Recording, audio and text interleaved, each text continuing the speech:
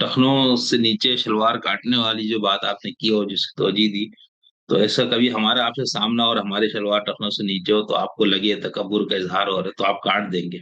मैं तब काटूंगा जब आप मौलाना अमीन हसन इस्लाही और मैं मौलाना फराही हूँ और मेरा आपका वो ताल्लुक हो। अच्छा, ये तो आप पहले अमीन बने और मैं फराही बनूं तो फिर होगा। असल में मौलवियों का एक और जो बहुत बड़ा मसला है, मैं इसको कोई इस्तख्फाफ पे मामूल मत कीजिएगा, हमारे भाई हैं, हम खुद उसी मट्टी से उठे हैं, इसलिए मैं किसी दूसरे पे तनकीद नहीं करता, अपने आप पे तनकीद कर रहा हूँ, खुद मैं मौलवी हूँ।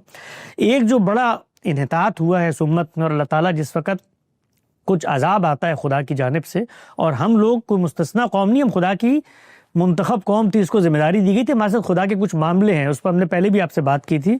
तो इस वक्त एक बड़ा इब्तला और बड़ी आजमाइश है इस उम्मत पे, वो ये कि इसके जो मजहबी हलके हैं, अल्लाह ताला ने उनके अंदर से जो हिस्से लतीफ़, हिस्से जमालियात और अदब का ज़ौक़ होता है वो पूरी तरीके से छीन लिया है। लिहाजा वो चीज़ों को जिस तरह हरफियत, ज़ाहिरियत और रियाजियाती अंदाज में देखते हैं, उनके अंदर ये मलिका ही नहीं है कि वो हकीकत को उसके अंदर उतर के अप्रिशिएट कर सके। भाई एक उस्ताद और शागिर्द का ताल्लुक होता है।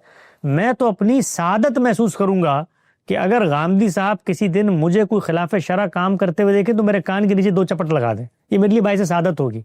लेकिन इसको मैं किताब में लिखूं और किताब में लिखकर लोगों के लिए उसूल बनाऊं कि देखिए उनका तो एहतमाम इस तरह इस चीज़ का था और देखिए इनका ये नहीं, और भाई उन्होंने एक चीज़ को समझा हुआ था दीन का हिस्सा, वो उसका इतलाक कर रहे थे, हम भी उसको दीन का हिस्सा समझते हैं, इतलाक नहीं करते, इसलिए किल्लत नहीं पाई जाती।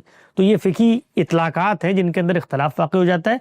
बाकी जो चीज़ें इस तरह की होती हैं जो ख़ास माशरत, ख़ास माहौल, ख़ास ताल्लुक़ में होती हैं, उनको उठाकर इस तरह का वावेला करना कि देखिए वो तो टखनों की शलवार तक काटने पे आ गए थे और इनके देखें ये क्या क्या चीज़ें डेवलप हो गई हैं, मुझे बड़ा दुख होता है, सच्ची बात है।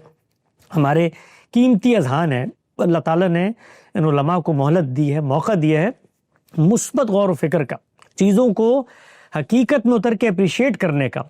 जब इस तरह के मनफी कामों में वो पड़ते हैं तो उससे जो बड़ी हकीकत, बड़ा खैर होता है, उससे खुद को महरूम कर लेते हैं। और खैर का मामला ये है कि वो आप कबूल करे ना करे, ज़माना कबूल कर लेता है। तो फिर वक्त गुजरता है और कुछ ही अरसे बाद जिस तरह की जगहसाई हमारे उलमा को उठानी पड़ी, उन अमली इख्तलाफात को शिद्दत की आग में भड़काकर एक नफरत आमेज बयानिया बनाने में, जो मौलाना मौदूदी के बारे में बनाया गया, जो बाकी उलमा के आज वहाँ रिवर्स हो रहा है। आज शर्मिंदगी होती है उलमा की मजलिसों में आप बैठे तो जो कुछ तर्ज फिक्र उन्होंने अपनाया था, और ये सारी किताबें, ये तो कुछ भी नहीं है जो अभी हमारे उस्ताद मुकर्रम जनाब जावेद अहमद गामदी साहब के साथ हो रहा है। क्या क्या नहीं लिखा गया मौलाना मौदूदी के बारे में, यानी एक मौदूदी 100 यहूदी और अमेरिका के डॉलर आते हैं और ये है और वो है। आज वो इमाम दुनिया के उफक पर ऐसे रोशन सितारे की तरह चमक रहा है कि खुद इनकी फिक्र के जिहादी उनसे इंस्पिरेशन लेते हैं। और कभी फिक्री माखज़ देवबंदियत का तलाश किया जाए तो सारा का सारा मौलाना मौदूदी की सियासी फिक्र में निकल आएगा।